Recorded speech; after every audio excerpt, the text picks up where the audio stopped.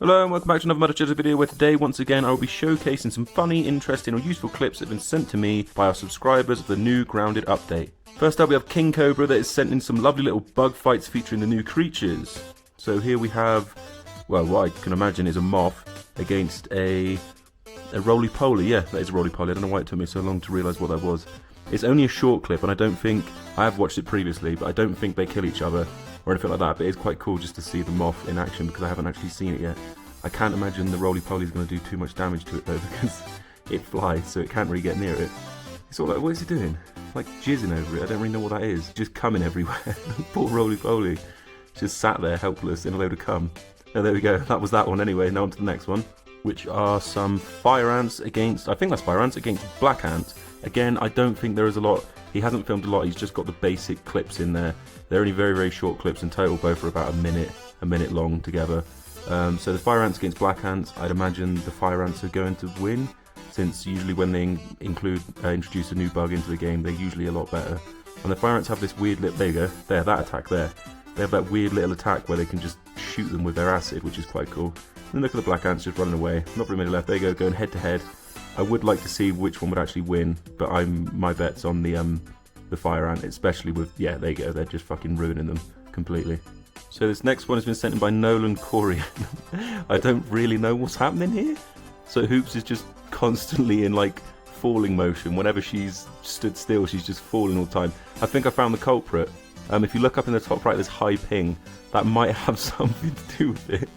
I do find it funny when it keeps this sort of like motion and you're walking around the map and you look at someone and they're just like in like a falling or like swimming motion.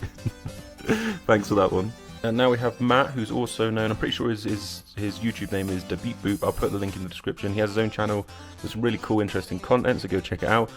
Firstly, I just want to watch this little clip here that I found where he's using one of his many zip lines and he just gets knocked off by a fucking bee into the ground.